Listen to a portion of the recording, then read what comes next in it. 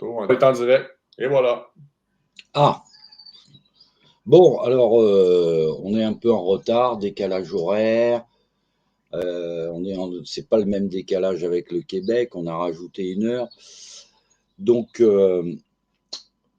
forcément, on va parler de l'Ukraine et de l'Amérique, parce qu'en fait, on a vraiment l'impression qu'il y a vraiment tout le monde qui a envie d'aller se coltiner avec ou les Russes ou les Américains, je sais pas, pour ou contre. Alors, avant d'entamer une petite vidéo préparée par Pierre en catastrophe. Ouais, c'est une catastrophe. C'est chaud, là. Comme du pain chaud, là, avec les breuvages. Au Québec, vu que l'ami Pierre a abandonné la basse, il a décidé de faire de la harpe, mais sans corde. Voilà, ouais, 1790. C'est nos nouveaux codes musicaux. Ouais, ça dérange personne. C'est voilà. un virtuose, hein? Ouais. Bon, fait que là, on y va avec l'intro, la petite vidéo d'intro. On va vous envoyer une petite vidéo d'intro. Comme ça va mettre en forme. Allez, envoie-nous ça. C'est une catastrophe potentielle parce que moi, je ne suis pas très technique, là. Parce qu'aujourd'hui, je suis barman, waitress et tout le kit, là. Bon. Ça sera pas long. Let's go. L'armée russe a fait des manœuvres en Bélarussie, donc c'était une armée où il y avait des conscrits. Hein. Bon, ils font des manœuvres en Bélarus et on leur dit du jour au lendemain, vous tournez à gauche et vous allez en Ukraine. Donc ils n'étaient pas préparés. Tout ça. L'idée, c'était pour les Russes de faire quelque chose de rapide, quoi. C'était de faire une action coup de poing. Ah oui. Ils prenaient le Donbass et ça s'arrêtait là. C'était ça l'idée de base. Le fait est, c'est que Poutine se sentait menacé déjà en 2021 parce que c'est quand même une bande de loups qu'il a autour de lui, qu'il a plus de 70 ans. Et que ça commence à monter. La bande de loups, c'est les oligarques qui veulent le remplacer, parce que là, il est en poste. Il faut se rendre compte que chaque année, il y a dans une salle où il y a une table énorme en marqueterie, beaucoup plus grande que celle qu'on a vue à la télé, il réunit 60 personnes, c'est ces 60 oligarques, et qui distribuent les rôles. C'est comme ça que ça se passe, l'économie russe. Le peuple ukrainien, lui, ce qu'il veut, c'est vivre en paix, et vivre en paix avec le peu qu'il a, en gros, c'est vivre avec entre 250 et fourchette haute, 400 euros par mois, quoi. C'est le peuple pauvre. Hein. Tout appartient aux oligarques. Donc, le reste, hein, et la vie humaine ne compte pas, faut pas rêver. Et c'est clair que depuis que l'invasion a eu lieu, ça pisse le contrat d'armement. Le pouvoir à la Maison-Blanche et le pouvoir du lobby de l'armement. Aujourd'hui, c'est ça. Mais quand l'Union européenne propose une enveloppe de 450 millions pour armer l'Ukraine, c'est 450 millions qui vont dans l'industrie de la défense européenne pour armer l'Ukraine. C'est pas pour acheter des armes aux États-Unis. Hein. Non, mais c'est la France, donc on est les premiers. Thales a pris 35% en un mois. Bon, voilà.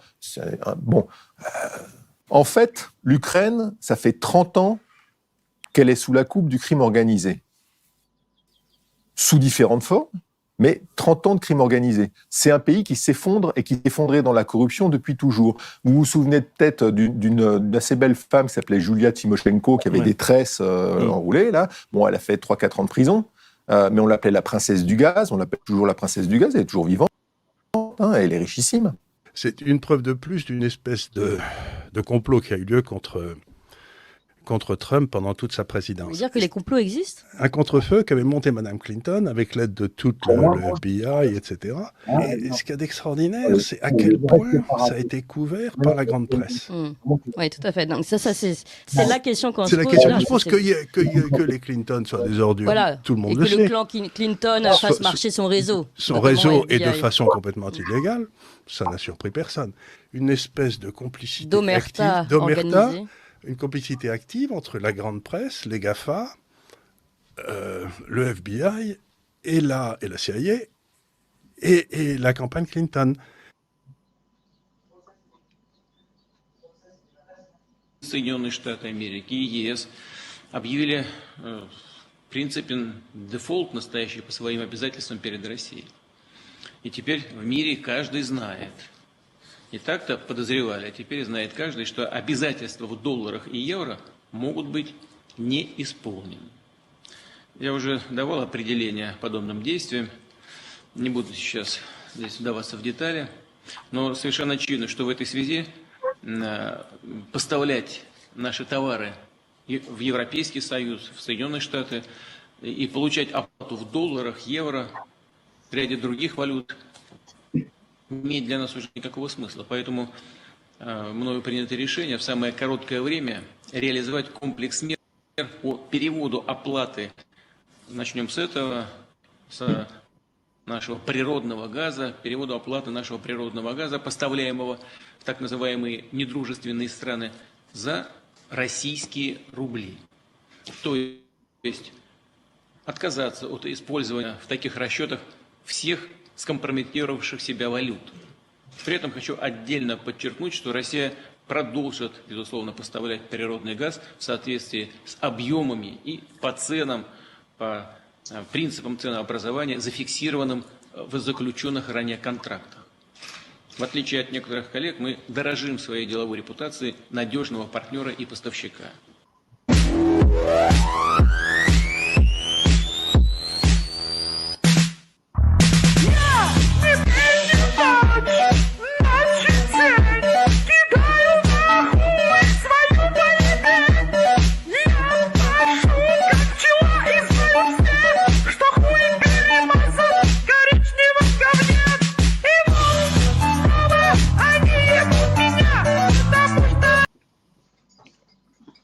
Bon, ça, ce fut violent. Tisane en plus si tu veux. On est en direct. Bon, fait que là, ça met en... Bon, alors, c'est une vidéo qui met un petit peu en condition. Une condition très simple, c'est que le scénario qui est utilisé là est exactement à quelque chose près celui de la Première Guerre mondiale, celui de la Deuxième Guerre mondiale. On rentre dans des alliances et on se retrouve en guerre. Donc, pour qui, pourquoi? La question, elle est là à se poser et essayer d'expliquer à nos auditeurs, enfin, ceux qui veulent bien nous écouter, qui peuvent nous supporter, que c'est complètement fou de prendre un camp. C'est complètement fou. C'est une mafia contre une mafia qui se partagent le monde et qui ne sont pas d'accord sur le nouvel ordre mondial que nous a rabâché encore récemment Joe Biden. On peut faire un petit rappel à la Première Guerre mondiale. Nous savons donc que les protagonistes sont trois cousins germains. Ça, il n'y a pas de doute. Il y avait le tsar, il y avait la famille royale d'Angleterre et le Kaiser. Tous cousins germains. Et en plus, si on vous les avait mis en photo, on n'a pas le temps, mais vous pouvez les retrouver facilement. Regardez-les. Ils ont la même tête, on dirait des frères presque jumeaux. Donc comment trois personnes comme ça, de la même famille, pour un prétexte, comme l'attentat de Sarajevo, parce que c'est un prétexte. On a redonné 1000 fois le texte de Papus dans sa revue qu'il publiait avant l'attentat de Sarajevo, donc à l'usage, bien entendu, d'une clientèle particulière, où il expliquait que, de toute façon, les décisions étaient prises par des riches financiers philanthropes, comme aujourd'hui, il n'y a rien de neuf sous la planète, les décisions sont prises par des riches financiers philanthropes et inconnus.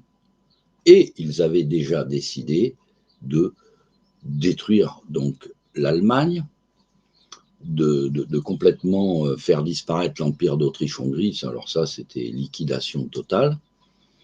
D'ailleurs, on tombe encore sur une date que j'ai citée dans l'Apocalypse. Et donc, on va voir un protagonisme quand même assez important de ce qui a découlé de cette guerre qui était en fait une dispute d'intérêt a priori entre la famille d'Angleterre et l'Allemagne qui voulait faire un train Berlin-Bagdad pour amener. Ça avait commencé, donc la guerre du pétrole. À ce sujet-là, évoquer la Première Guerre mondiale, où on a vu la disparition, si j'ai bonne mémoire, ferme la porte, s'il te plaît. Il y a un fantôme. C'est la porte. La porte de la chaise, il faut que ça grince. C'est la porte vers le jardin pour aérer, parce que en plus je suis fumeur. Donc, barman 2, il n'aime pas la fumée, lui, il n'est pas fumeur.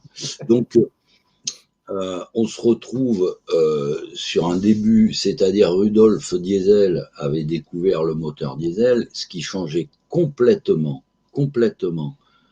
la donne au niveau du pétrole qui devenait, à partir de ce moment-là, beaucoup plus intéressant, puisqu'au départ, on ne savait pas quoi faire des huiles lourdes. Donc, Diesel, on le retrouve, il passait de l'Allemagne à l'Angleterre, on le retrouve, son corps flotte dans la Manche. Et la Première Guerre mondiale a lieu, on connaît, tout le monde connaît à peu près le récit officiel. Il y a un récit officieux, j'en parlerai tout à l'heure au moment de la consécration, puisqu'on nous pose la question de la consécration. Et donc, je parlerai de la consécration qui a eu lieu. Rappelle-moi-le, Pierre, tu sais, j'ai un cerveau de libellule, de la consécration du maréchal Foch. Puisqu'on parle de consécration, on va parler de consécration. Donc, un protagonisme très particulier existe dans cette affaire. Je vais citer donc le précédent qui nous amène un certain Wilson aux États-Unis. Le président Wilson, qui à la même époque cède les droits régaliens des États-Unis à la Réserve fédérale américaine, qui est une banque privée, dont on connaît, ceux qui ont fait l'effort connaissent la création, c'est le complot de l'île Jekyll. Voilà, vous pouvez le retrouver dans les archives oubliées, c'est très bien expliqué, le complot de l'île Jekyll, les archives oubliées, qu'on vous a déjà mis dans la bibliothèque, le bibliothécaire est absent. Donc, ce monsieur Wilson avait en permanence à côté de lui un cornac. Je crois que c'était le colonel House, mais enfin, on verra bien. Mais il y a plus intéressant, c'est ceux qui font bouger les pantins. Le colonel américain Curtis B. Dole, ex-gendre du président Franklin Delano Roosevelt, et qui fut un haut employé de la puissante banque Lehman Brothers, rapporte que, par un samedi matin de l'été 1912, son ami Bernard Baruch, le grand financier israélite, pénétra au siège du Parti démocrate, émanation de la haute finance internationale, au bas de la 5e avenue à New York, remorquant comme un caniche au bout de sa laisse Thomas Woodrow Wilson, candidat à la présidence des États-Unis.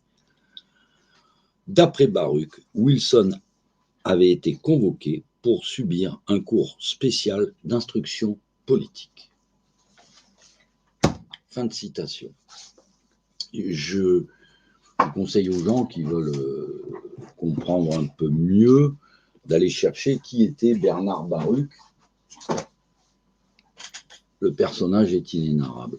Voilà. Donc, voilà comment fonctionnent les marionnettes. C'est peut-être pour ça, d'ailleurs, que vous avez un Macron qui vous dit que vous allez avoir la bête, qui vous dit que peut-être il ne se présentera pas aux élections parce qu'il y aura des événements qui l'empêcheront. Ça prend un sens. Et qui, en même temps, vous prévient d'une famine. Et voilà.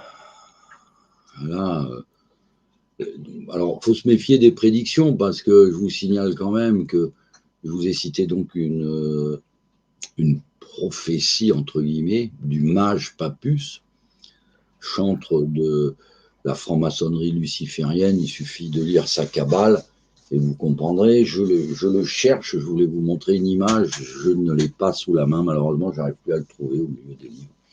La cabale de Papus.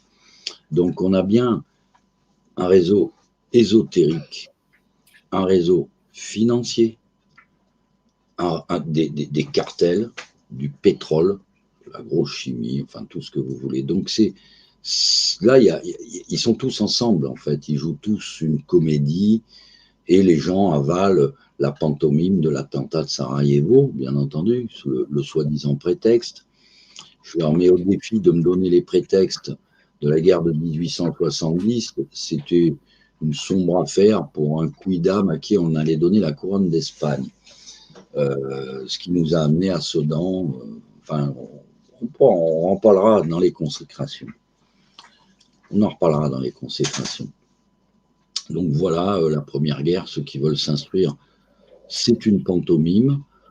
À cette même époque,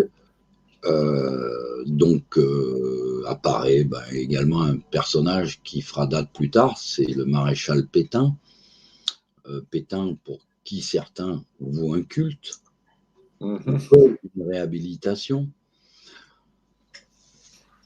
Je suis pas trop partisan de refaire le match comme c'est l'habitude maintenant sur tous les plateaux télé, mais bon, le réhabiliter, pourquoi faire? Je comprends pas.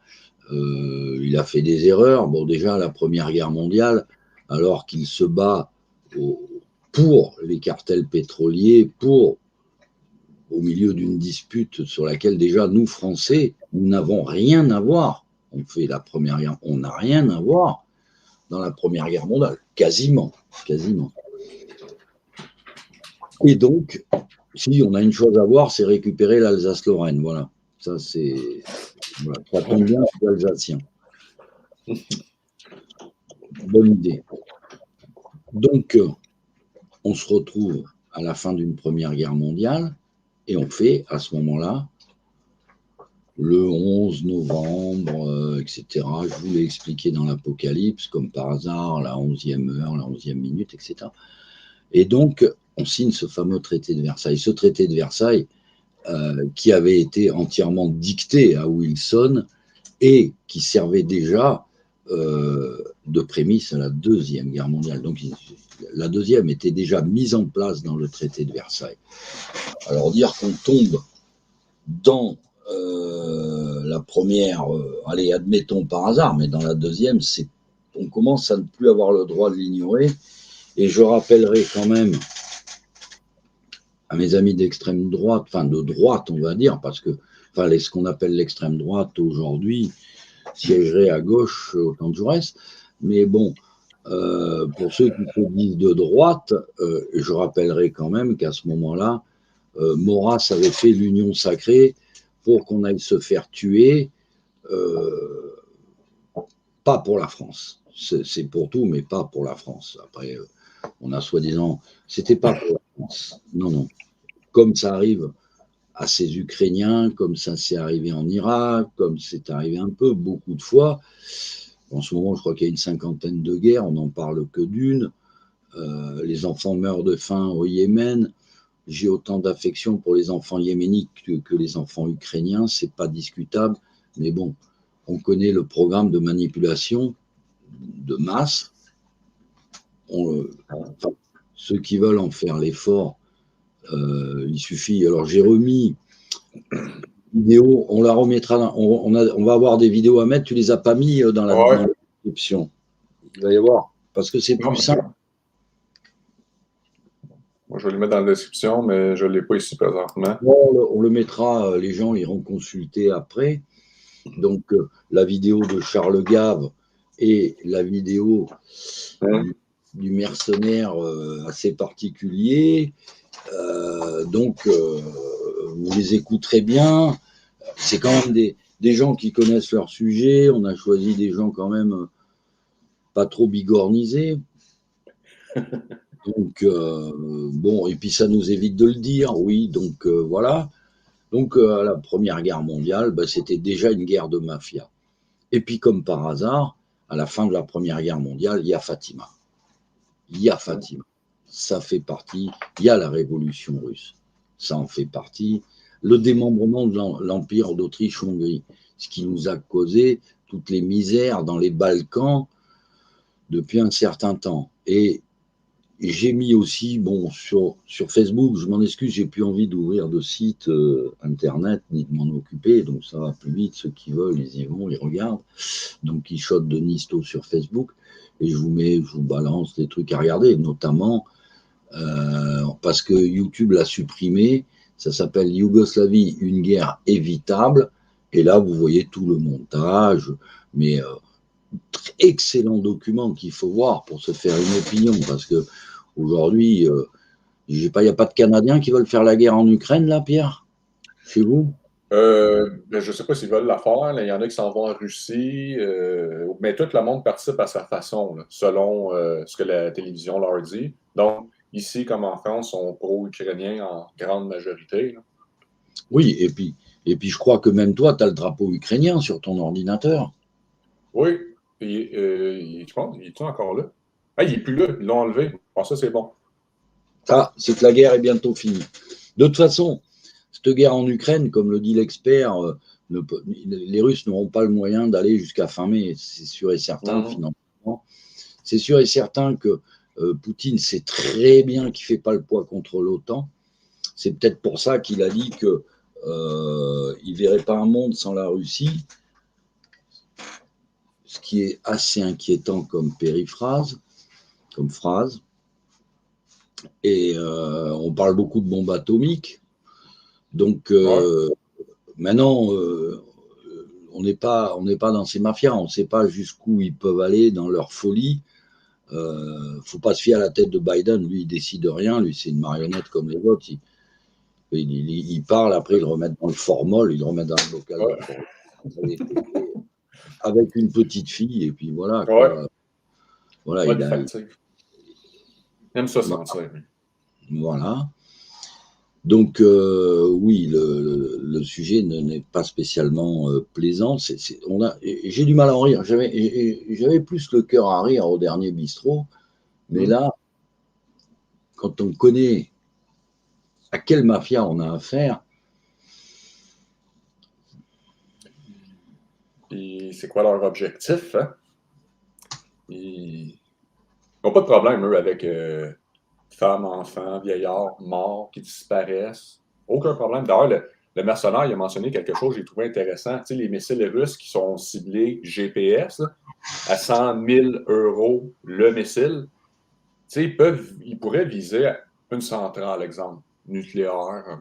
54 en France, je crois qu'il y en a. Tu sais, pour provoquer un accident. Mais c'est une possibilité. Tu sais, en désespoir. De toute façon, je pense que la meilleure position pour moi à prendre, d'ailleurs, dans cette guerre, dans tout ce qui se passe dans cette guerre, c'est quasiment de ne pas en parler parce qu'on ne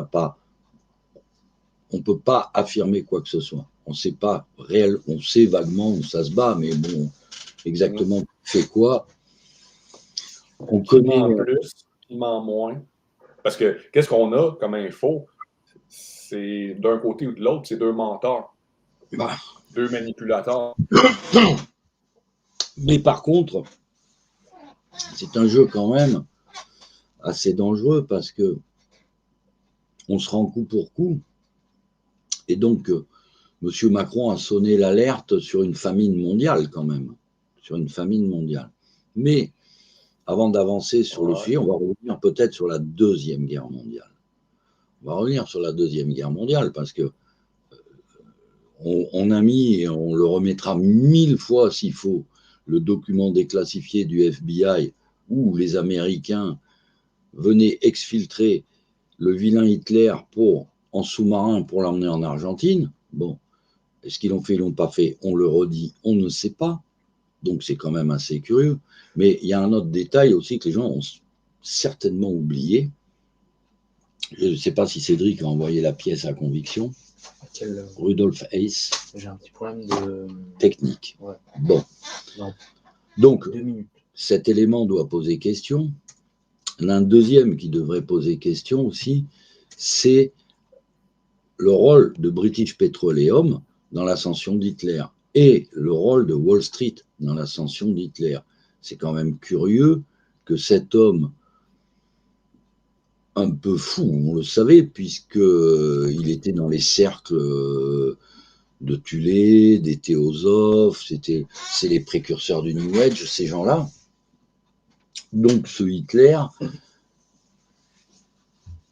finançait par Sir Henry Deterding, qui était le maître à penser de la British Petroleum.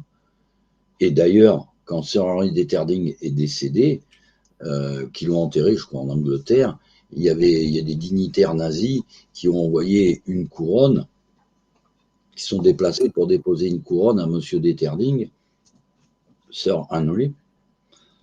C'est quand même assez curieux, à notre cher ami. Bon, British Petroleum, on le rappelle, qui est également la propriété de la reine d'Angleterre et de la reine Wilhelmine des Pays-Bas, si j'ai bonne mémoire, vérifiez. Je vous sers tout de mémoire, on s'est très mal préparé pour ce bistrot. Les vidéos sont pas là, on avait les images, ce qui en disent plus long.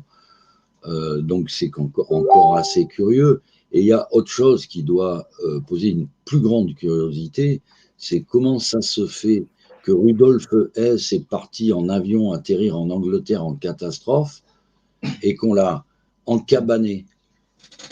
Tu l'as ? Ça vient d'être envoyé.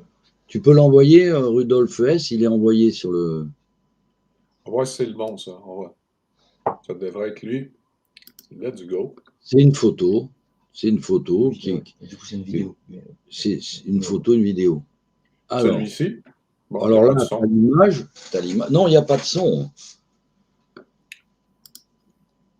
Alors, le texte, il y a le texte. Donc, en pleine bataille d'Angleterre, Rudolf Hess, le dauphin d'Hitler, s'envole vers la Grande-Bretagne afin de négocier la paix avec les Anglais. Bon. Et qu'est-ce qu'il dit, Rudolf Hess, quand il atterrit en catastrophe? Il dit « Je suis le Reichsminister Rudolf Hess et je suis venu pour sauver l'humanité. » Rien de moins. Donc, retrouvé pendu dans sa prison. Voilà. Après être resté 46 ans au secret. Quel était donc ce secret qu'il possédait entre Hitler et l'Angleterre? Il y avait un pacte secret. Donc on nous aurait menti peut-être. C'était pas vraiment l'histoire qu'on nous racontait. Et pourtant, combien on fait de parallèles aujourd'hui entre ce qu'a fait Hitler, ce que fait Poutine? Je veux dire, pourquoi? Peut-être que Poutine, et peut-être s'il se faisait manipuler comme Hitler, allons savoir. Nous, on ne le sait pas. Mais par contre, ce qui est certain, c'est qu'Hitler s'est fait manipuler. C'est un fou furieux, c'est tout ce que vous voulez. On discute rien, on réhabilite personne. Mais c'était une marionnette. C'était une marionnette. Et en plus, dans le texte, je pourrais mettre le lien, quand Hitler a compris que son ami Rudolf Hess s'était fait faire prisonnier et qu'il y avait un pacte, une parole qui avait été trahie, les historiens citent « il a pleuré ». Pas trop le genre de l'individu. Voilà, oui, Hitler a pleuré, voyez-vous. Il avait signé un pacte avec les Anglais, un pacte avec le diable, quelque part, parce que signer avec les Anglais, c'est signer avec le diable. Parce qu'un Anglais n'a pas de parole, déjà, donc ça ne sert à rien de donner sa parole à un Anglais, il n'en a pas. Enfin, on ne parle pas des Anglais à titre privé, on parle du pays, quoi. Voilà. Donc ça rejaillit, comme nous, la bêtise de la France rejaillit sur nous qui avons honte d'être français à cause des gens qui nous gouvernent aujourd'hui, parce qu'on ne peut pas avoir d'autres sentiments que de la honte. Dernièrement, Macron nous a servi. Alors, on va essayer de suivre la suite, puisque donc cette guerre se termine et il y a le procès de Nuremberg. Et là... Ouais. Ben, une farce parmi tant d'autres. Mais puis là, il parle de procès de Nuremberg 2.0 pour présentement. Tu sais, toutes les marionnettes, on va les envoyer dans ce théâtre-là. On va retourner, puis ça a marché le premier coup, donc ça va marcher le deuxième. Hein? Là, pardon le sarcasme, moi je suis une machine à sarcasme, mais encore aujourd'hui, le monde croit en les marionnettes, il croit en Nuremberg. Ben oui, qu'est-ce qu'ici, on a un poste de télévision, c'est Canal D, là. Canal P pour peur. Là. Puis, quand j'étais jeune, là, c'était la Deuxième Guerre, il te rentrait ça dans le cerveau. Là. Mais la version officielle, la vraie, là, puis Nuremberg, là, ça, ils l'ont martelé. Hein. C'est important, ça. Parce que la justice a été faite. Justice a été faite. Bien entendu, je signale quand même que Rockefeller qui était l'associé direct de ça, ce qui a fait standardiser DJ Farben, quoi. Et quand même celui qui n'a jamais été inquiété, il a reçu une amende ridicule, style $10 000. Je sais plus l'amende, il a pris une amende. Mais il a quand même récupéré toutes les recherches qui ont été faites à Auschwitz sur des hommes, des humains, quoi. Hein. Ouais. Mais ça n'a gêné personne. Là, à ce moment-là, comme par hasard, la presse n'ouvre ni les yeux ni les oreilles, quoi. Hein. Bon, donc cette mascarade de justice, eh ben aujourd'hui, on l'entend aussi en entendant l'inénarrable BHL nous dire que Poutine finira à La Haye. Bon, si on veut détendre la situation, si on peut espérer peut-être que Poutine, il y a un moment donné, il va écraser l'armée ukrainienne et puis après il va se replier, il dit je garde le Donbass, il va sans doute garder Mariupol et Odessa, dont tout le monde sait qu'elle est tenue par la mafia. Le port d'Odessa est tenu par la mafia ukrainienne. Hein. Alors, c'est pas moi qui le dis, hein, c'est de notoriété. Il y a des tas de choses que tout le monde sait dans les milieux un peu informés et curieux qui éclairent le sujet, quoi. Je veux dire que c'est une guerre de mafia. C'est deux mafias, absolument. Alors, il y en a qui vont dire aux États-Unis le deep state. À l'Est, on dira les oligarques, mais bon, vous savez, c'est comme en Chine, c'est une mafia. Et c'est des gens qui ne sont pas d'accord pour le partage du monde sur un problème simple, c'est que les Américains, ils demandent tout le gâteau, Biden l'a dit, et les Russes et les Chinois, ils sont en train de leur dire, vous savez, non, on n'est pas d'accord. Le drame qui s'ensuit actuellement, c'est que, par exemple, on va avoir, nous, dans pas longtemps, parce que Macron a déjà embrayé, et simplement à affirmer ce que vient d'affirmer le président Macron, il va y avoir une famine mondiale à cause de Poutine, alors que Poutine dit, écoutez, moi, je veux bien vous livrer quelque chose, mais je veux être au moins payé en roubles, parce que l'euro, le dollar, j'ai pas le droit d'en faire, comme le dollar australien ou canadien, enfin tous les pays de l'OTAN, etc. Vous voulez me payer dans une monnaie que je n'ai pas le droit de me servir. Si j'ai bien compris, c'est ça. Donc, dans ce cas-là, écoute, ils demandent des roubles. Alors, si Macron et l'Occident veulent sauver l'Afrique de la famine, allez acheter le blé. Ah, ça, je l'ai. Gorgée de café, ça va revenir, espérons. Parce que justement, là, je peux pas enchaîner avec. Denis revient.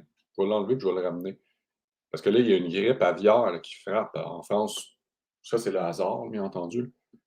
Là, le monsieur technique va tenter quelque chose qui va être un fiasco, c'est sûr et certain. Je vais le ramener. Là, je l'enlève. Fait que là, on voit ma sale gueule en gros plan, mais inquiétez-vous pas, ça va bien aller. C'est pas ça que je voulais. Clique pas là-dessus, s'il vous plaît. Bon. On va réinviter notre invité. Vous voyez la virtuosité du mouvement? C'est peut-être que je ne puisse pas vous entendre présentement. Là. Vous avez des demandes spéciales? Oui, il est revenu. Bon. Tout est bien. Et voilà. Hey, c'est fantastique, Denis. Ça a mis du... Comme chaque fois, tu te rappelles, ça fait plusieurs fois que j'ai bon, voilà. Toujours. C'est pas grave, on est habitué. On s'en fout. D'ailleurs, là, on est gelé, là, on ne bouge plus. Là. Fait que c'est nos voix sensuelles que le monde entend. Bon.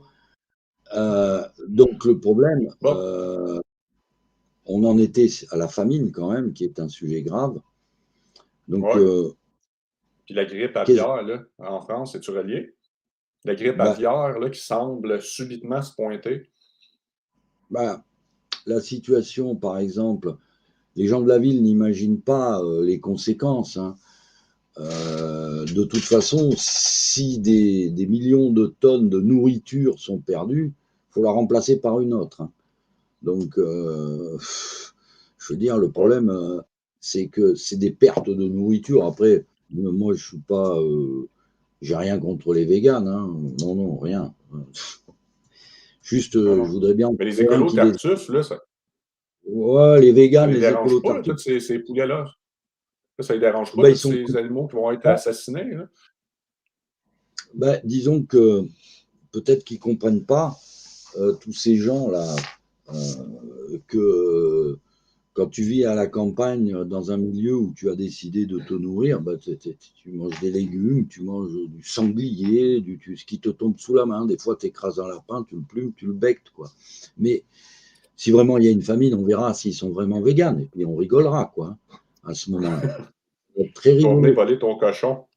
Voilà, parce que au niveau de la crise alimentaire, les gens n'ont pas conscience du circuit et de l'interdépendance. Là, par exemple, Poutine, s'il ne livre pas des engrais, ben, vous savez, les paysans, il va falloir qu'ils multiplient par 3 ou par 4 leurs charges, parce que de toute façon, aujourd'hui, de l'agriculture réellement indépendante, sans intrants, ça n'existe quasiment plus. Ou alors avec des rendements qui s'effondrent, et on est loin, loin des quotas nécessaires. Que les gens mangent des pâtes ou du riz ou du maïs ou des haricots verts ou des petits pois, c'est la même. Hein. Faut nourrir tout ce monde. Et on a oublié également que, en plus, M. Macron, toute honte bue, vient dire qu'il va y avoir une famine, alors que lui, ses prédécesseurs, et ça depuis De Gaulle, ça a commencé sous De Gaulle, il a été décidé de détruire la paysannerie française. C'est fini. Et c'est pareil dans le monde entier. C'est pareil que il n'y a plus un petit agriculteur n'a plus le droit d'exister aujourd'hui. C'est que des grosses unités, mais des grosses unités, c'est des maillons faibles, très faibles, très faibles. Autant un petit agriculteur peut être autosuffisant, résilient, productif, selon comme on veut, mais si on l'accable de normes, de mise aux normes, ben, il disparaît. Ouais, ou alors, exactement. il disparaît, ou alors il vous fait de la merde. Et puis bon, mais c'est vos gouvernants qui obligent les paysans à vous vendre des poulets. Eux, on va leur payer moins d'1 € le kilo. Voilà. Et ben maintenant, ils sont en train de faire faillite. Hein. Les éleveurs de poulets, vous savez, la petite image de la fermière qui jette du blé dans les cours de la ferme, il y a longtemps que c'est fini, ça. Il reste quelques petits résistants qui veulent faire des volailles de très haute qualité. Que Macron mange. Macron, il les mange, ceux-là. Ah ouais, mais ça, c'est des volailles qui sont. C'est pas pour nous qui travaillons à 8,36 € de l'heure, c'est faut oublier. Et puis, même quand vous verrez les prix dans les magasins qui vont arriver, mais là, on vous dit, il n'y a que les pâtes. Mais vous rigolez ou quoi? Mais vous rigolez. On vous prend pour des cons. Mais c'est hallucinant. Je veux dire, quand il parle de la famine, de la faute de Poutine, mais c'est organisé depuis des années. C'est organisé. Quand le général de Gaulle a choisi Pisani, ministre de l'Agriculture, à ce moment-là, Pisani, il a dit, mais j'y comprends rien à l'agriculture. Et il a répondu, mais on s'en fout. Vous n'êtes pas ministre des agriculteurs, vous êtes ministre de l'agriculture. Donc Pisani a fait ce qu'on lui a dit, et il a fait un désastre écologique, il le dit lui-même, un désastre écologique en faisant le remembrement. C'est une catastrophe. Alors aujourd'hui, ben, voilà, vous avez l'agriculture qui était prévue au traité de Rome, je crois en 1954, l'Europe agricole, ils ont commencé à la dessiner dans cette époque-là. Après, il y a eu différents plans, les plans Mansholt, les plans je sais pas quoi. Bon, on détruit tout, voilà. Tout le monde élève la même race, tout le monde fait la même production, de la même manière. Et là, on vous paye peanuts. C'est-à-dire que, en fait, ils n'ont fait que faire tomber les prix des produits agricoles pour nourrir des gens qu'ils avaient décidé de lobotomiser. C'est la prochaine partie. Hein, oui, exactement. Le complot contre l'esprit. Parce que si Oui, vas-y.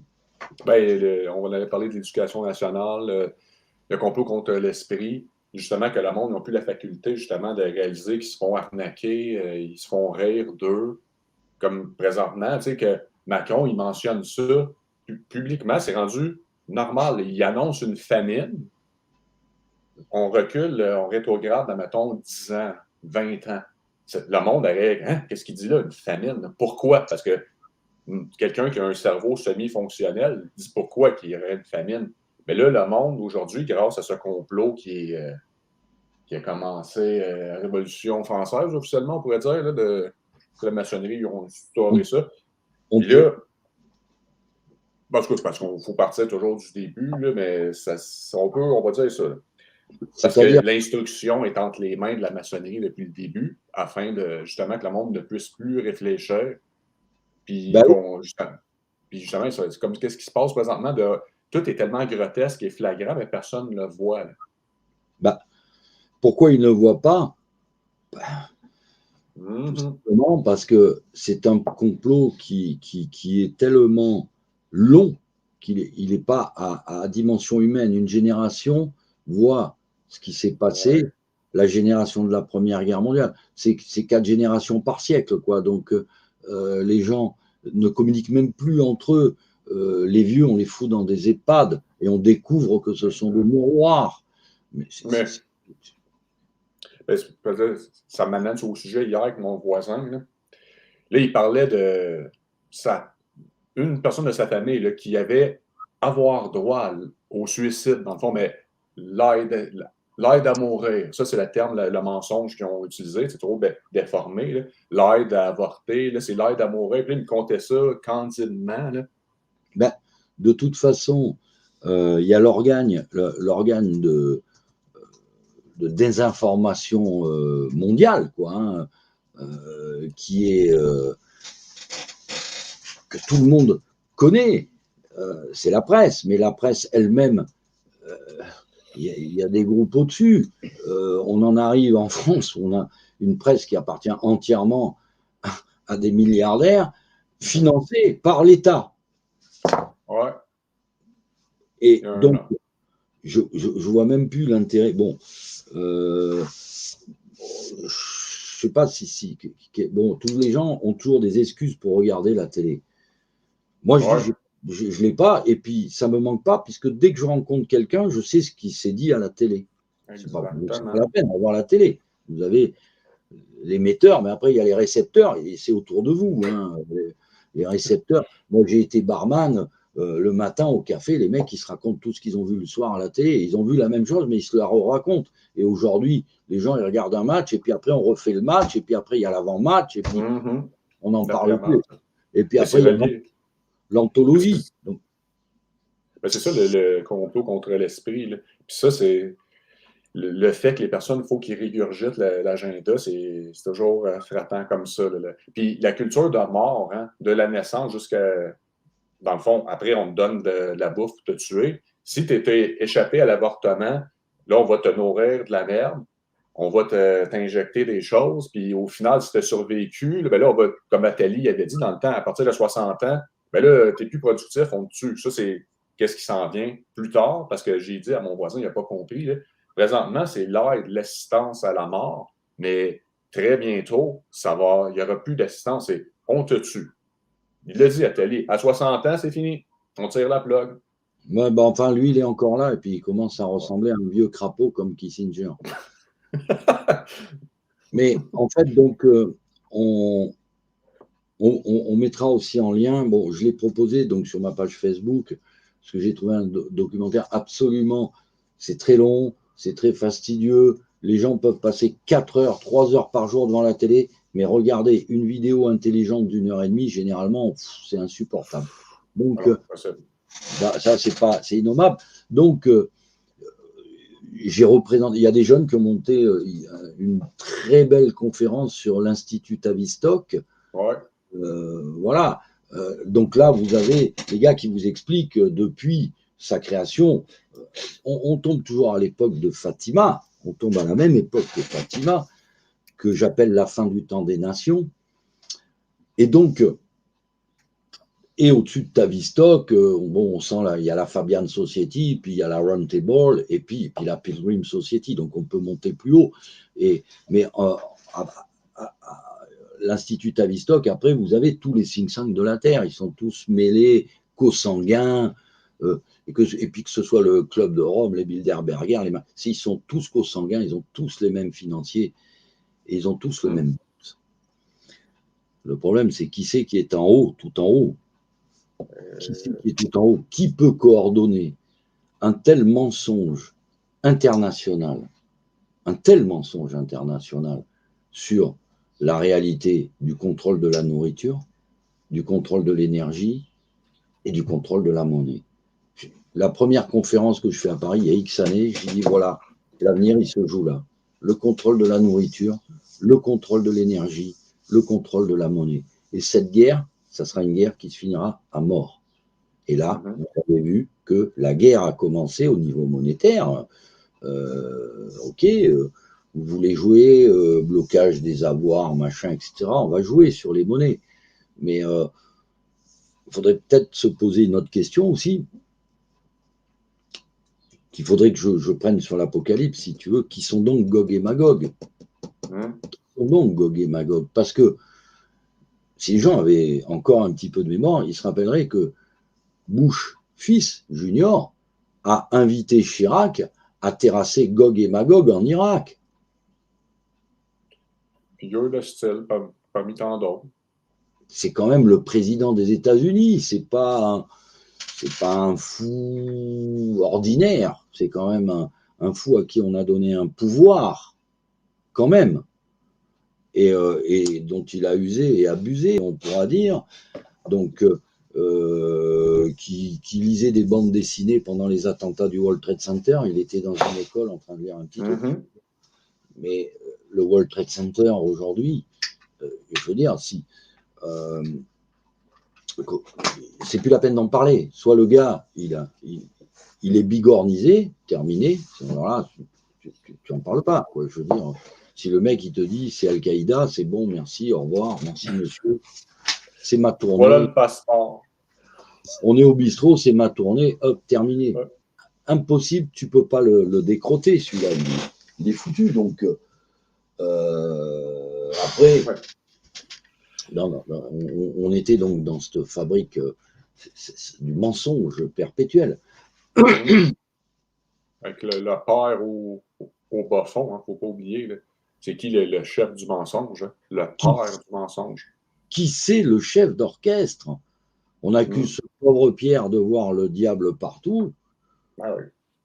Moi, je trouve qu'il y en a beaucoup qui le voient nulle part. Beaucoup. Il faudrait peut-être essayer de faire un petit effort. Là, est-ce que ça peut nous amener à l'ajustement? On parle de diable, donc comment est-ce qu'on peut lutter contre et consacrer la consécration? Parce qu'il y a quelques liens. Il y a Louis XVI, il y a le général Foch.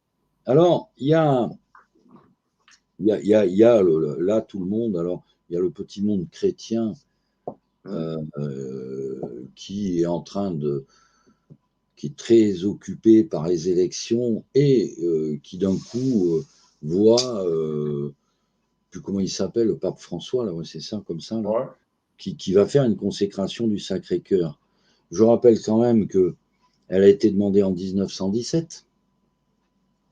Elle n'a jamais été faite. On ne commentera pas pourquoi. Mais on va se rappeler quand même qu'il y en avait une autre qui avait été demandée en 1689. Voilà.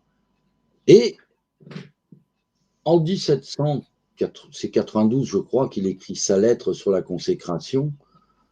Louis XVI se retrouve en prison et d'un coup réalise en prison.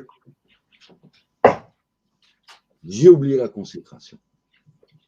Oh, la boulette. Oh, la boulette. Oh, la connerie. Bon, si on me sort de là, je la fais de suite, etc., etc. Il n'en est pas sorti. Il n'en est pas sorti. Non plus. C'était trop tard. 100 ans avaient passé. Bon.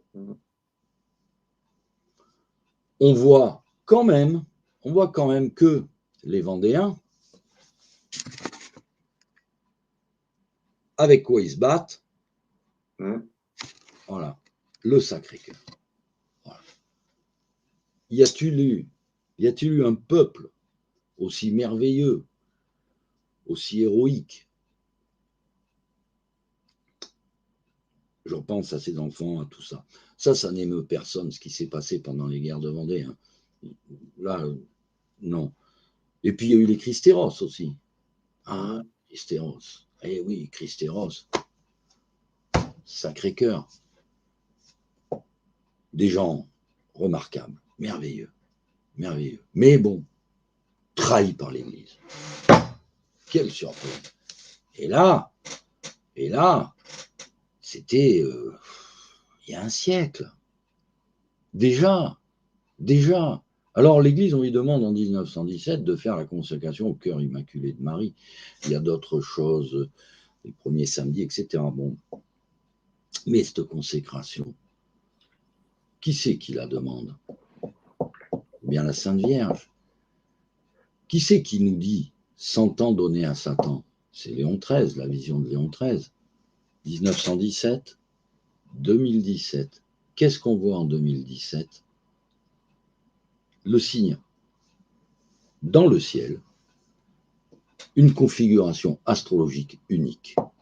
La Vierge, 12 étoiles sur la tête, le soleil, la lune sous ses pieds, et d'autres détails encore qui n'arriveront plus jamais. Curieux. Un siècle. Serait-il trop tard? Moi, je pense à minima que on va être gentil pour ceux qui ont des espérances. Moi, je pense, bon, il faudrait déjà un pape qui soit pape. Là, il y en a deux. On devrait demander peut-être à Benoît XVI. D'ailleurs, je trouve que la consécration, ils auraient dû la faire par Benoît XVI, qui en savait long sur le secret de Fatima, certainement plus que le pape François. Oui, camoufler les choses.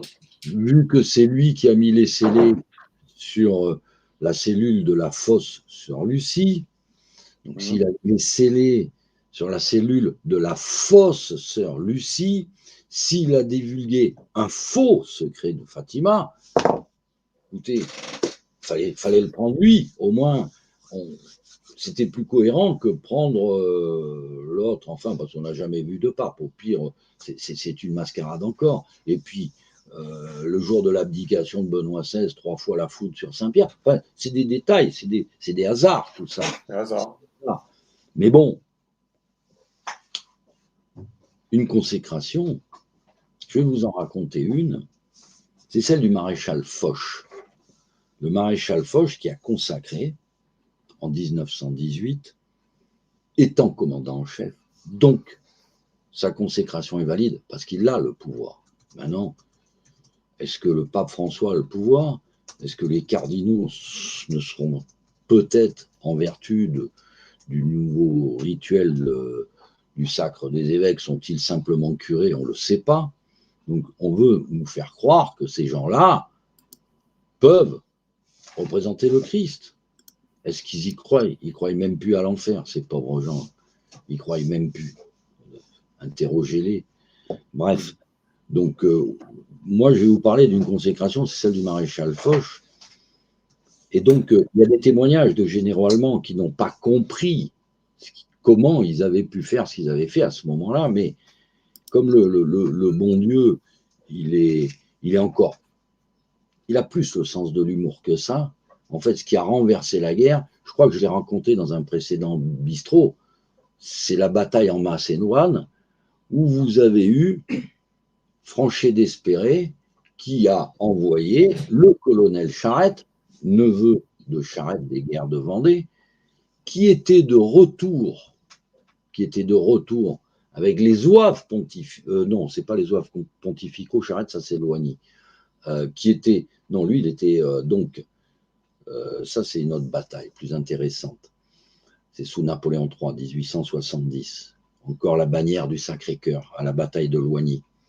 La bataille de Loigny, oui, j'aurais dû le dire avant, à la bataille de Loigny, les zouaves pontificaux, en fait, sont obligés, sur ordre de Napoléon III, d'arrêter de défendre le pape contre les hordes révolutionnaires. Encore une révolution spontanée. Et qu'est-ce qu'ils font?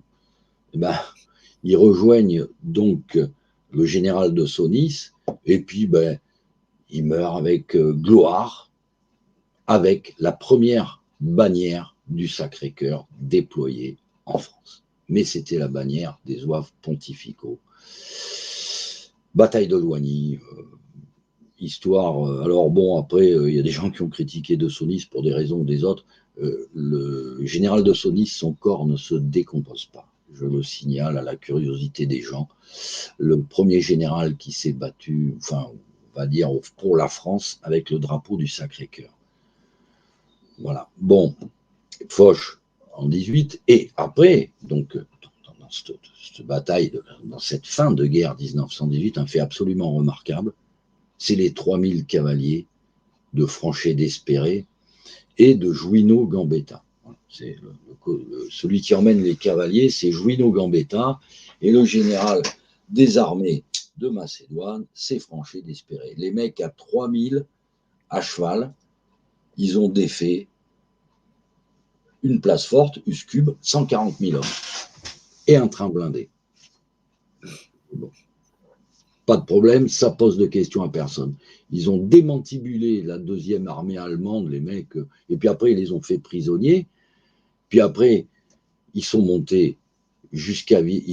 L'Autriche s'est rendue parce que ils étaient encore là, et on les a arrêtés, la guerre était déjà finie. Voilà, ça fait partie des batailles surprenantes, des consécrations et des conséquences, mais que personne ne fait la relation de cause à effet. Donc, consécration du maréchal Foch, et regardez l'histoire des spahis qui ont enfoncé le front de la Macédoine. Enfin, c'était à l'époque, c'était l'Empire d'Autriche-Hongrie encore, je veux dire, et à 3000 gars à cheval qui ont chargé pendant je ne sais pas combien de jours. Voilà. Ça fait partie de ces choses historiques sur une consécration. Donc, c'est comme s'il avait reçu un petit coup de main divin. Ouais. Est-ce qu'on peut dire ça aujourd'hui, sans passer pour des fous? Consacré validement, ça donne un bon coup de main. Non, ça c'est...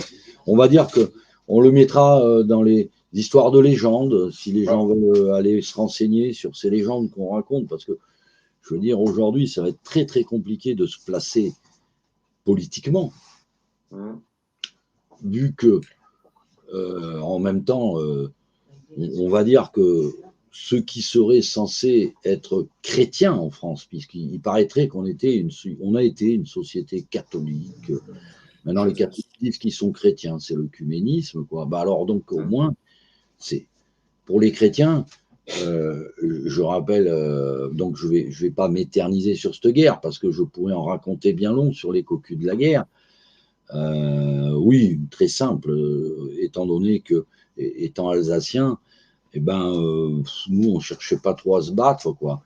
Mais enfin, ça n'a pas empêché mon oncle de se retrouver à Stalingrad, mon grand-oncle, le frère de mon grand-père, qui s'est retrouvé, malgré nous, à Stalingrad, qui a été fait prisonnier par les Russes, et qui s'est retrouvé au camp 188, que tout le monde connaît, dans les goulags, 4 mois d'espérance de vie en moyenne. Il y a passé, je crois, 4 ou 5 ans, un truc comme ça. Et je l'ai retrouvé un jour avec mon grand-père sur la gare de l'Est. Je suis venu, il y avait mon père, mon grand-père et moi. Voilà, 3 générations qui venaient recevoir un survivant d'une mascarade. Mais cette mascarade, quand vous êtes pris dedans, là, vous voulez y rentrer. Nous, on ne voulait pas y rentrer, on y a été pris quand même. Et puis, j'ai rencontré un jour, je vais raconter encore cette histoire, un cocu de l'histoire. J'ai passé une après-midi avec lui.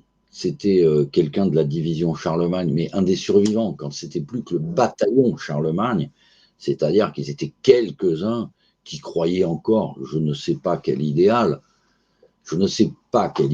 enfin, ils voulaient se battre contre le communisme, puisqu'au départ, quand même, c'est pour ça. Alors, il y en a d'autres qui sont allés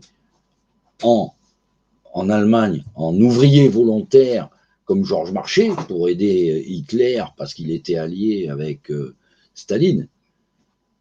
Et puis il y en a d'autres qui ont rejoint Hitler pour se battre contre le communisme. Vous voyez, dans les deux cas, je veux dire, un camp comme l'autre, c'est mauvais, c'est pas bon, quoi. Après, il y en a plein. On va en revenir parce qu'à ce moment-là, il y a l'histoire Pétain, réhabilitation ou pas. Je dirais que, en historien simple, je dirais, Hitler a perdu la guerre à Montoire contre Pétain. Voilà, faut s'en rappeler, c'est tout. C'est les accords de Montoire. Hitler l'a dit lui-même. Hein. J'ai perdu la guerre à cause des accords de Montoire. Par où rentrent les Alliés en premier? C'est par l'Afrique du Nord. Voilà, c'est ça. Et le bataillon Charlemagne, pour ceux qui ne savent pas, c'était le dernier qui défendait le bunker de Hitler, c'est ça? Oui, c'est ça. C'est ça. La personne que tu as rencontrée par rapport à ça, là, qui... Ben, disons que, en fait, j'ai discuté longuement avec lui, mais c'est des gens très pudiques. Juste, des fois, on peut se parler avec un regard. Parce que, bon, moi, j'avais des histoires de famille, je n'avais pas que celle-là à raconter, puisqu'on est une famille, on est les éternels cocus de l'histoire, pour des grands idéaux, hein, pour des grands idéaux de droite ou de gauche, qu'importe, je ne vais pas raconter ces histoires-là, mais à l'arrivée, d'un bord ou de l'autre, on est dans le grand mensonge, dans le grand pandémonium, je veux dire, où, en fait... comme pendant la guerre de sécession, hein, il y a les Rothschild, ils finançaient le Nord et le Sud, et puis voilà, il n'y a rien de neuf sous la planète, c'est vieux comme le monde. Ces gens-là partagent le monde sous vos yeux et essayent de vous emmener. Mais je dis simplement une chose, c'est que si au-dessus d'eux, les tireurs de ficelles, si eux, ils ont fait un vrai pacte avec le diable, c'est le diable qui dirige la manœuvre. Et aujourd'hui, quand on voit l'histoire, on peut se demander quand même comment les gens ne le voient pas. Alors, je ne sais pas si Cédric t'a fait passer la photo, parce que je voudrais passer quand même à la pantomime climatique. On ne peut pas y échapper. c'est vrai. On peut pas y échapper, c'est pas possible. Alors, est-ce que tu as la photo de la voiture de Ford? Je sais qu'il est Barman 2, il a envoyé une vidéo, je crois, qui est disponible, mais il n'y a pas de photo. Alors, la vidéo, normalement, c'est celle sur l'esprit. Il a disparu, le Barman 2, là, je ne sais pas où il est parti, là. Il est aux toilettes. Peut-être bien. Voilà, moi, je vais continuer à la citation. Donc, tu as envoyé la voiture Ford, là? Pas la voiture Ford. Il faut que j'en crée une vidéo. Et le gamin, tu l'as pas fait, le gamin TF1 Pantone? Si. Tu l'as? Normalement, c'est envoyé aussi. Hein. OK, c'est celle-là ici, c'est bon. Je l'ai fait-tu jouer tout de suite? Ou? Bah, on y est, puisqu'on se bat pour soi-disant le pétrole que devrait économiser et qu'il faut sauver la planète. Ouais. Allez, envoie-nous, parce que les gens, ça fait partie du tavistocisme. Je veux dire, c'est tout à fait davistokien, ça. Tu vois, l'Institut Davistock, c'est vérifier si les bigorneaux dorment bien. Il faut vérifier avant le niveau du bigorneau. Donc, envoie-moi, Pantone, le montage. On a actuellement sur les bancs de l'école la génération Z. C'est pas le bon. Ça, c'est la culture. Ça a été envoyé avant. C'est envoyé avant. Il veut que je OK, ben je ne l'ai pas. Pourtant, on a un budget infini ici, là, je comprends pas. J'ai une équipe, là, il y a 20 personnes derrière, le monde ne le savent pas. Là. La voici, là. Hey, c'est efficace. C'est celle-là, Barman 2? Oui. Celle que tu viens d'envoyer. OK, c'est bon, on y va. Envoie. Des transports. Dominique Perben s'est prononcé aujourd'hui pour une réglementation européenne des émissions de gaz carbonique des voitures. Des solutions écologiques existent déjà, comme vous allez le voir dans ce reportage de Carole Vénua et David Cosset. Ce geste, a priori banal, est tout simplement révolutionnaire. Alors là, je remplis mon réservoir d'eau, je roule avec de l'eau et du gasoil. Nous avons mesuré dans un centre technique les gains obtenus en termes de pollution. C'est spectaculaire. Pour les émissions de CO2, on passe de 8,6 à 0,1 avec le système Pantone. Résultat tout aussi satisfaisant pour les oxydes d'azote et les hydrocarbures imbrûlés. Démonstration avec le test d'opacité des fumées à droite, sans transformation du moteur, à gauche avec le procédé Pantone. Quant au gain de consommation en carburant, il est de l'ordre de 20% et ça n'est que du bricolage. On peut... Bon, alors...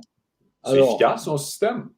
Voilà, alors, bon, là, c'est le test du bigorneau qu'ils vous ont fait en live. C'est-à-dire que... Alors, je regardais 1000 fois, le gars, il passe de 86 CO2, il divise par quasiment zéro, quoi. Alors, soi-disant, c'est comment ça se fait? Sommes-nous obligés d'acheter une Tesla à 100 000 euros et de pourrir la planète avec des batteries que du matériel recyclable? Pourquoi on est obligé de jeter 70% des voitures qui, soi-disant, sont dangereuses, alors qu'un gamin avec une Renault 21 inventée il y a 40 ans, il met un bulleur, un système Pantone, plus de CO2. Et en plus, ils ont ajouté la version pour ceux qui ne comprennent pas les chiffres avec le chiffon. Là. Le avant, là, il y a plein. Ensuite, c'est blanc comme neige. Qu'est-ce qui se passe? C'est qui décolle là? Je vais enlever la vidéo. On l'a vu, ça suit. Bye bye. Bye bye, vidéo. Ouais. Bon, c'est ça. Mais ça, c'est vraiment rire. On peut-tu dire rire du monde? Là, on est obligé de rire parce que, je répète bien, de 86, je crois, il passe à 0,8. C'est quasiment terminé. 0,1. De 8,6 à 0,1, je crois. Voilà. Enfin, c'est le record absolu aujourd'hui. Tous les constructeurs, ils n'y arrivent pas. Et un gamin avec un poste à souder de PP, il a pris le poste de PP, hein, c'est une baguette. Hein. C'est avec ça qu'ils ont soudé le Titanic, les mecs. Hein. C'est authentique. Hein. Le gars, il prend ça, il te transforme une Renault 21 et il bat tous les records de pollution. Eh bien, figurez-vous, ça n'intéresse personne. Mais on va faire un petit recul en arrière parce que ça, c'était le test du bigorneau. En plus, on vous met PPDA. Hein, voilà, les gars, on va vous montrer un truc pour voir si vous êtes vraiment endormis parce qu'après, on va vous prater Greta Thunberg qui va sauver la planète. Hein. Donc, et là, personne ne réagit. Donc, ils sont prêts. On passe à l'autre étape. Alors, l'autre étape, puisque vous n'avez pas compris, on va retourner un petit peu en arrière. On voit la photo de cette merveilleuse voiture de Ford. Oh, la voici, la voilà. Alors, on fait pause? Non, c'est bon. Alors, voilà, c'est simple. En 1941, Ford a sorti une voiture entièrement en chanvre, carrosserie, tout, et est roulée au chanvre. Voilà. Expliquez-moi pourquoi la prohibition sur le chanvre? Pourquoi le chanvre a disparu? Pourquoi? Ben, je vais vous le dire, c'est simple. Hein. Parce que Dupont de Nemours et les Américains, s'il faut pourrir toute la planète pour vous vendre leur merde, ils vont le faire.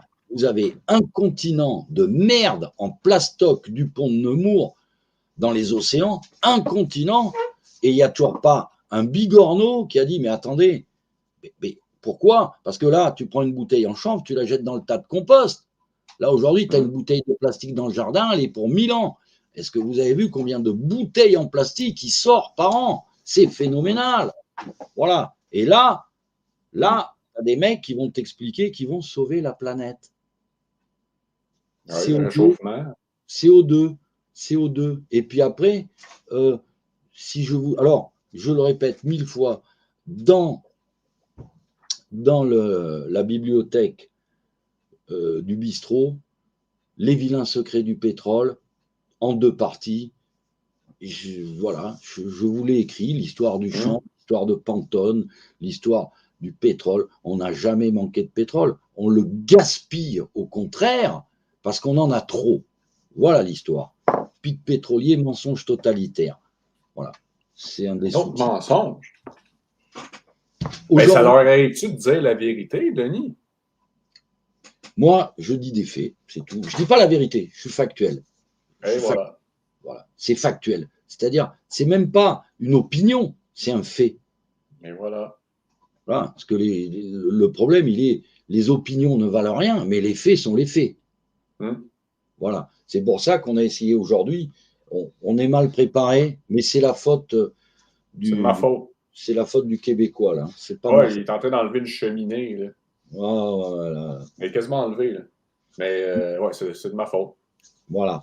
Les documents devraient être prêts, on devrait être un peu synchro, etc. Mais bon. Donc, c'est quand même pas si pire, là, parce que ça roule pas si pire. Là. Merci à Barman 2 en passant. Là. Ah, bon. Donc, on va pousser maintenant. Voilà. On va pousser donc. On peut pousser longtemps sur la question des mensonges pétroliers, mais c'est également les faits aujourd'hui.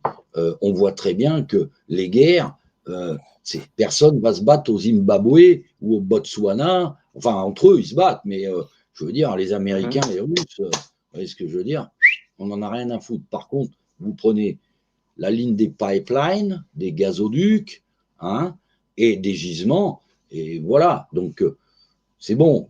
Tout le monde a compris quand même le rôle de l'Ukraine dans le transport du gaz, et puis tout le monde, j'espère, a compris que les Américains mettaient un point d'honneur à foutre la merde là-bas, au minimum.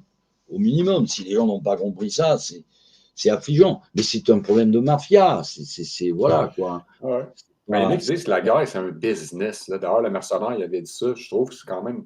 Parce que d'ailleurs, toutes les guerres, quand on va au fond, il y a une raison, puis c'est business. Je parle humainement, on parle pas de plus profond, mais tu sais, ça, c'est assez flagrant, qu'est-ce qui se passe là-bas. Puis, justement, les mafias, tu avais fait une belle analogie, là, Denis. Le monde, là, c'est comme le casino du diable, où tous les croupiers sont des démons.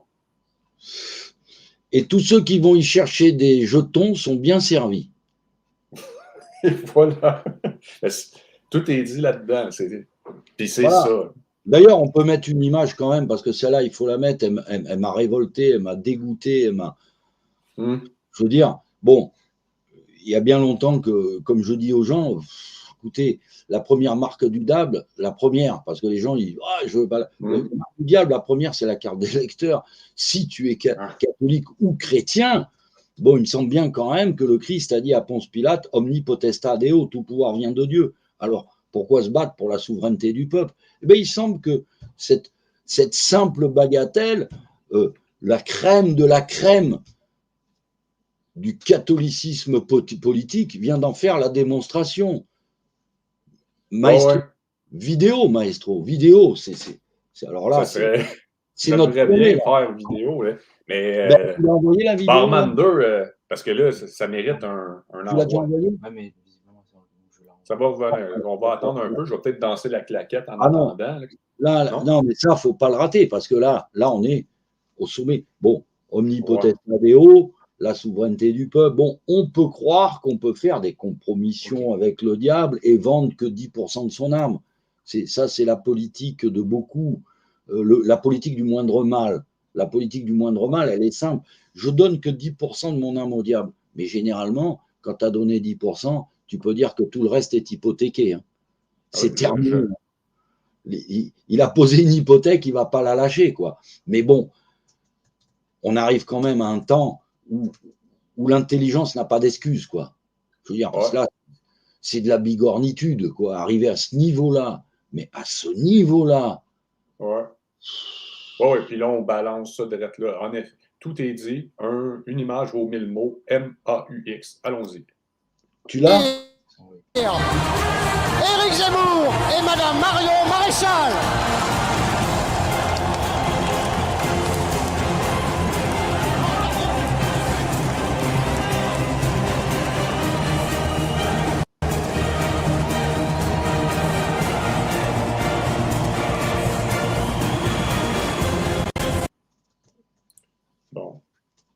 En tout cas, on a compris, c'est bon. Il y a l'autre aussi. Plus ça change, plus c'est pareil. On pourrait résumer ça comme ça. Ce jour, le même tour de piste. Let's go. Alors là, bon, Cédric va envoyer l'autre, mais alors là, okay. Stupéfaction. Elle fait la bise à Zemmour. Mais est-ce que Marion Maréchal Le Pen se rappelle qu'elle a été formée à la fraternité Saint-Pédis, qu'elle a fait le pèlerinage de Chartres-Montmartre? Alors, qu'elle écoute bien M. Zemmour, ce qu'il dit là. Vas-y, envoie la vidéo. Il te l'a envoyé, c'est bon. Je suis Natacha pour l'Église et contre le Christ. Oui, et bien sûr. Je le dis clairement. Mais donc là, quand vous Raphaël, dites c'est là... Il l'a dit clairement. Je le dis clairement. Pour l'Église et contre le Christ. Alors, là, à ce moment-là, bon, il y a des gens qui disent c'est la politique du moindre mal. Mais alors, vous comprenez? Là, lui, il est contre le Christ. Et elle a été formée chez les traditionalistes. Et combien de traditionalistes vont suivre cette mascarade? Combien? Parce que à cette réunion à Toulon, moi je suis de Toulon, je sais qui était dans la salle. Il y en a même qui étaient en tenue religieuse dans la salle. Ça mérite un grincement de chaise.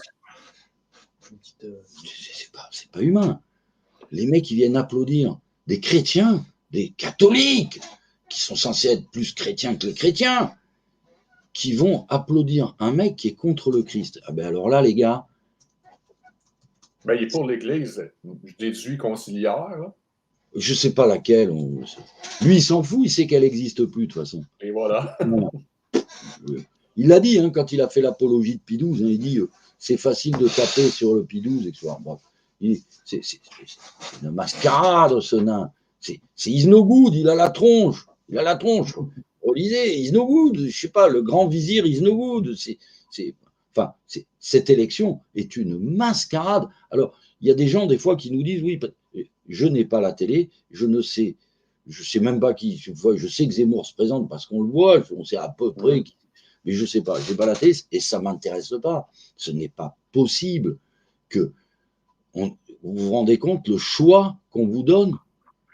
C'est pas possible. Ah ouais. Le choix entre Satan et Lucifer. Voilà, alors on va expliquer parce que comment on en est arrivé là et on arrive quand même au problème de l'intelligence. Comment on peut être tombé si bas dans l'intelligence? Est-ce que c'est un hasard ou c'est un parti pris? Magnéto, tu l'as, c'est celle que tu as envoyée, inconsidérée. Et c'est pas nous qui le disons. On y va. Radio. C'est Z, Cléro. Vous voyez, c'est point vraiment. Ah oui, c'est terrible. Mais qu'on se souvienne, d'accord, je le dis surtout à tous nos auditeurs qui trouvent que le niveau baisse, etc., etc. Croyez-moi, ça a été pensé, ça a été voulu de très longue date, pas par des individus, par le système lui-même qui a besoin de ce type d'école. Eh bien là, voilà. Pourquoi il y avait besoin de ce type d'école? Alors, je vous renvoie. Alors, vous avez d'un côté des preuves directes. Les preuves directes, c'est la conférence de Lisbonne en 99-2000 détermine qu'il faut 90% de gens culture nulle et 10% de cadres. D'accord. C'est écrit noir sur blanc. Comme ça. C'est écrit noir sur blanc. Et 90% de consommateurs. Consommateur, vous savez bien, est un mot qui commence mal, à tout point de vue. L'apocalypse, ça a commencé, c'est une apocalypse lente, ça se fait pas un tsunami. Ça a commencé 63-64. Sous De Gaulle. Les autres, vous dites, mais qui c'est? Bon, ça n'a aucune importance. C'est pas le ministre qui commande, ce sont les bureaux. En l'occurrence... L'administration. En l'occurrence, qu'on appelle la DGESCO, la Direction Générale de l'Enseignement Scolaire. D'accord. Et en 63, qui dirigeait la DGESCO? C'était un certain René Haby. Ça me rappelle, nous viendrons à bout de la bille. Voilà. René Albi, qui était déjà le melige de Giscard d'Estaing, qui venait d'entrer, ou qui allait entrer dans le gouvernement, tout ça, c'est le bloc européen qui est dans le dos de De Gaulle. Je dis bien dans le dos de De Gaulle, puisque ce sont eux qui vont le faire basculer lors du référendum de 69. Hein, ce sont des gens qui sont les continuateurs de Jean Monnet. Jean Monnet que De Gaulle traitait d'agent de la CIA. Hein, Bon, j'ai fait Ouais, pause, on a compris, parce que ça, c'est pénible, mais on a compris le message. De toute façon, c'est quelqu'un qui est moins délicat que nous, puisque nous, on parle de Bigorneau, c'est vachement sympa, ce petit animal. Il est sympa. Lui, il dit l'école des crétins, l'usine des crétins. C'est-à-dire, il dit, alors, tu le mettras dans la description, les gens écouteront l'intervention complète, mais je dirais, c'est ridicule, parce que, en fait, je redirai toujours, Dieu se rit de ceux qui maudissent les conséquences des causes qu'ils chérissent. Pourquoi? Parce que c'est le secret de Polichinelle, c'est la franc-maçonnerie qui a détruit l'enseignement. Mais mieux que ça. En 1880, qu'est-ce qu'ils reprochent aux jésuites pour les virer? Ils leur reprochent d'enseigner la casuistique. Vous vous rendez compte? Plus personne connaît le mot, enfin si, il y en a, mais bon, le mot casuistique. Alors casuistique, vous regardez, c'est l'art de raisonner en morale et en politique et en sociologie, quoi, hein, tout simplement. Mais si vraiment ces gens-là n'avaient pas voulu faire des crétins en supprimant petit à petit, en démontant complètement, parce que c'est une destruction de l'instruction, mais qui dure depuis plus de 100 ans. Ça a commencé il y a plus de 100 ans. Là, j'ai les comptes rendus. Hein, là, voilà, histoire de la franc-maçonnerie, Église de l'État. Vous le regardez, ils écrivent noir sur blanc. C'est un franc-maçon qui a écrit ça, là. Ouais, c'est écrit par les francs-maçons. Ils écrivent, voilà, terminé, on n'en veut plus. Mais bon, alors, qui c'est les francs-maçons qui sont crétins. Parce que, à la limite, vous voulez détruire la casuistique, mais remplacez-la par la logistique, si vous voulez. La syllogistique, mais par le raisonnement. Pourquoi on a détruit l'art de raisonner? Et dans cette vidéo, tu mettras le lien. Le gars, il explique, mais les gars, aujourd'hui, ils ont 21 sur 20 au bac. Ils ont 21 sur un bac de merde. Et en plus, on a fabriqué une élite, parce que on a, c'est-à-dire, il y a une école horizontale, c'est pour nous les bigorneaux, hein, parce que j'en fais partie, j'étais à l'école horizontale, et puis après, il y a l'école, on prépare 10% d'élite. Mais ces 10% d'élite, ils sont d'un orgueil et d'une suffisance, vous ne le voyez pas, mais c'est eux qui vous gouvernent, ils sortent tous des grandes écoles. Mais l'ENA, HEC, Polytechnique, il y en a plein, moi je ne sais même pas. Tu sais, je veux dire, moi j'ai plus vite vu le bac de plonge que le baccalauréat. Hein, alors, je veux dire, qu'est-ce qu'il y a au-dessus? C'est un peu. J'ai eu la chance de me barrer de l'école avant qu'ils me déforment. Finalement, j'ai l'impression que les gens, moins ils sont allés à l'école et moins ils sont cons, quoi. Je veux dire, ou orgueilleux. Quand un mec, bon, vous voyez un mec, il a le bac. Même on est concerné. Non, ta fille, elle dit, j'ai le bac. Ouais. Oh, c'est bien, ma fille. Donc, voilà. T'as combien mention à bien? Ah, très bien. Bon, très bien. Enfin, la mention très bien ne vaut plus rien. Il le dit dans sa vidéo. La mention très bien, les mecs, on les reçoit en grandes écoles, on en vire la moitié. Ça vaut que dalle. Ça vaut que dalle. Mais on a fait des gens suffisants et orgueilleux. Vous prenez des gens qui sont dans ces grandes écoles comme l'ENA, c'est fini. Ils fréquentent plus le peuple. On est descendants. On est des feignants. On est des Gaulois réfractaires. Non, on est un sous-peuple. Donc, attention. Est-ce qu'ils vous méprisent au point de vouloir éventuellement vous éradiquer? Mais ça a commencé déjà. Ça a commencé.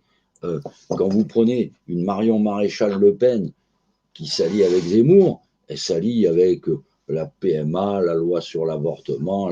Il est d'accord pour tout, Zemmour. Il est d'accord pour tout. C'est le programme révolutionnaire. En économie, je ne sais pas qui est derrière lui, mais déjà, je vais vous dire une chose, quand vous voyez Bruno Le Maire qui veut couper le SWIFT aux Russes, ou quand vous voyez Macron qui dit c'est eux qui vont affamer le monde, c'est Poutine.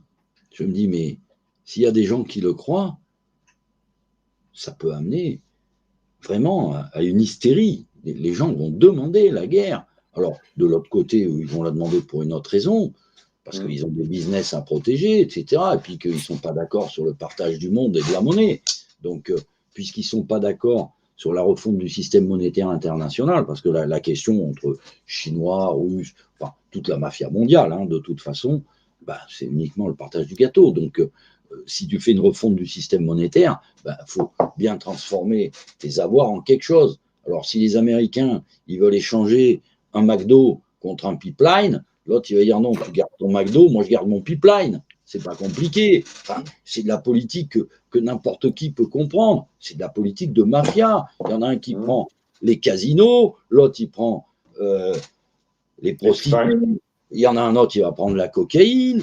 Chacun a sa spécialité. Et comment on peut être pour un camp ou pour un autre aujourd'hui, que ce soit de droite ou de gauche non, c'est les gens qui vraiment parlent aujourd'hui, quand j'entends parler des gens de l'Ukraine ou de n'importe quoi, c'est affligeant.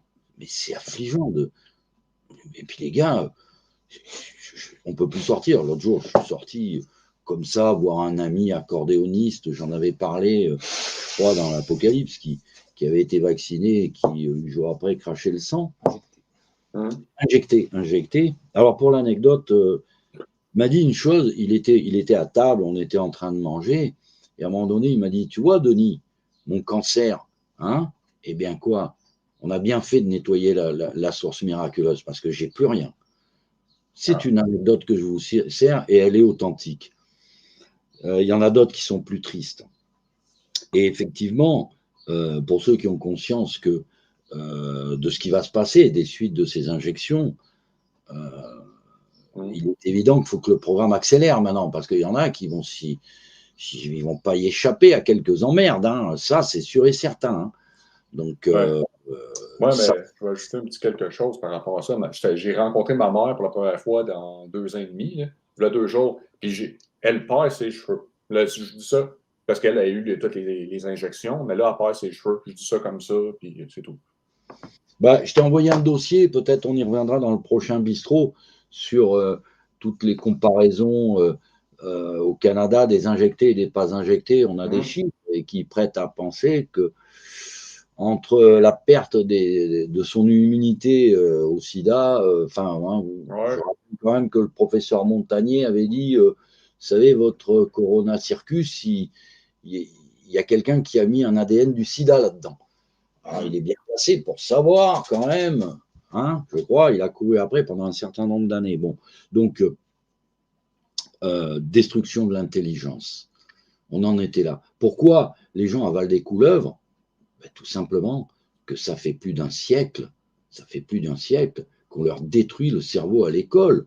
Et pourquoi vous pensez qu'aujourd'hui, ils se battent, ils veulent absolument pas qu'on fasse l'école à la maison, école obligatoire laïque à 2 ans, et là vous voyez toujours pas la destruction de l'intelligence, vous voyez pas une volonté supérieure, c'est pas possible. Comment on peut tuer l'intelligence aux gens?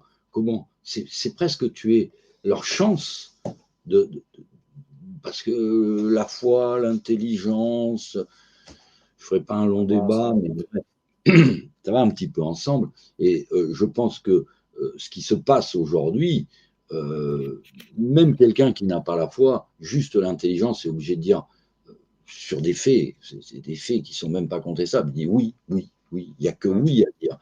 Alors, je vais rajouter quand même un petit message concernant l'instruction, tout à fait. Un jour, on en parlait avec Pierre, et j'ai tiré un livre comme ça, par hasard, un vieux livre comme ça, une vieille lettre d'un père de famille qui donnait des conseils à celui qui prenait en main l'éducation de son enfant. Je vais me permettre, croyez, ça va être pas très long, mais écoutez bien ce que dit ce père de famille à l'instructeur. Vous avez à former le cœur, l'esprit et le corps d'un enfant. L'exemple de sages conseils, des louanges accordées avec art, pas de flatterie, et des réprimandes toujours faites avec douceur feront naître dans le cœur de votre jeune élève la douce sensibilité, la honte de la faute, l'envie de bien faire, une louable émulation et le désir de plaire à son instituteur. Alors, moi qui suis un vieux maintenant, je peux vous dire le nom de ma maîtresse d'école quand j'étais au CE2. C'était Madame Durand-II. Je m'en rappellerai toute ma vie. Une femme remarquable, remarquable. Et je me rappelle d'un autre, c'était un instituteur à 7. C'était Monsieur Tindéro. Monsieur Tindéro, on était une classe, il avait en même temps la 7e et la 8e. Il faisait les deux en même temps. Il n'y avait pas un bruit dans la classe. Et on l'aimait. Et le jour de son départ, j'y étais. Voilà, je dis ça. Faut avoir la chance de rencontrer des gens qui aiment ce qu'ils font et qui le font bien. Et les deux choses en même temps, aujourd'hui, c'est dur. Donc, le désir de plaire à son instituteur. Peu de livres, mais bien choisis. Regardez vos gamins, ils rentrent, ils ont un cartable, ils ont une scoliose tellement on leur donne de merde dans ce cartable. Peu de livres, mais bien choisis. Des livres élémentaires, clairs, précis et méthodiques. Une aimable occupation qui ne fatigue point la mémoire, qui excite la curiosité, donne le goût de l'étude et l'amour du travail, doit former bientôt l'esprit d'un enfant bien organisé, docile et studieux. Des extraits souvent répétés, la promenade, des travaux champêtres, dont la culture d'un petit jardin, bon père de famille, quelques jeux avec des enfants du même âge, mais en présence du maître, notez les accidents aujourd'hui, voilà des moyens infaillibles pour conserver la santé de l'enfant, charmer ses ennuis et fortifier son corps. Eh bien, je vous en fais cadeau. Cette lettre, c'est une lettre de Louis XVI envoyée au précepteur de son fils. Oui, dans ce temps-là, on pouvait être fils de roi, mais on n'était pas exonéré d'aller gratter dans le jardin pour savoir un peu d'où on vient. Voilà.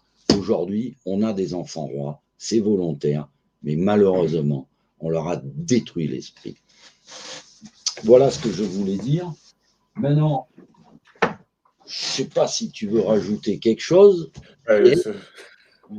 C'est très, très bon. Ben, c'est une démonstration de l'inversion. Voilà. Moi, je trouve que ça conclut bien que le complot contre l'esprit, puis on voit ce qu'on a perdu en peu de temps. Ah, et en fait, on a la chance d'avoir un professeur 45 ans dans l'éducation nationale, quand même. Excusez du peu, 45 ans d'enseignement. Je pense qu'il a un avis. Donc, lui, il dit, j'ai formé des crétins. Nous, au bistrot, parce qu'on nous a accusés, je crois, de manquer de charité. Charité. J'ai osé parler de Bigorneau. Et je crois qu'on nous a reproché aussi, je ne sais pas pourquoi, à un moment donné, on parlait de. J'ai dû citer, je ne sais pas, 2 chanteurs, je ne sais pas qui. Ah! Je peux rappeler, mais. Alors, qui a le droit? Voilà. Alors, il ne faut pas se moquer, ou c'est pas. Enfin, voilà. Alors, cher monsieur, en fait, je vais vous dire une chose, je n'écoute pas la radio, je n'ai pas la télé, donc aucun chanteur. Personne me casse les oreilles. Voilà, je vous réponds ça gentiment. Maintenant, je ne vais pas dans les grandes surfaces, dans les centres commerciaux, le moins possible. Je ne supporte pas le fond sonore. J'ai horreur des endroits où il y a une musique, donc les bars, les machins, je ne supporte pas. Qu'est-ce qu'on est bien au bord de mer, avec le bruit des vagues, à ramasser les bigorneaux. C'est que du bonheur. L'iode dans les poumons, qu'est-ce que vous foutez devant une télé pour vous faire casser les oreilles?